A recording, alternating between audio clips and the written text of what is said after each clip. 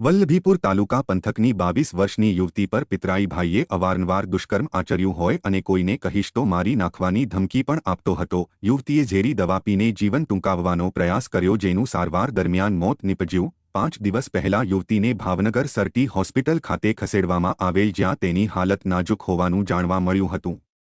દુખાવો ઉપડતા હોસ્પિટલમાં લઈ જવામાં આવેલ, જ્યાં પરીક્ષણમાં 7 મહિનાનો ગર્ભ હોવાનું બહાર આવ્યું હતું, જેના પગલે યુવતીએ પરિવારના સભ્યોને તમામ હકીકત જણાવી હતી અને યુવતીએ ગત તારીખ 19ના રોજ ઝેરી દવા પી લીધી હતી, જેથી ગંભીર હાલતમાં ભાવનગર સરટી હોસ્પિટલમાં ખસેડવામાં આવેલ, જ્યાં સારવાર દરમિયાન તેમનું મોત નીપજ્યું હતું અને મૃતદેહને પીએમ અર્થે ખસેડવામાં આવેલ।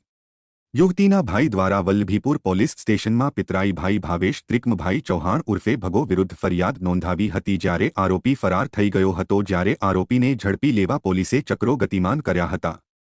યુવતીનું મોત થતાં પરિવારે આરોપી ન પકડાય ત્યાં સુધી મૃતદેહ સ્વીકારવાનો ઇનકાર કર્યો હોવાનું કહેવાઈ રહ્યું છે।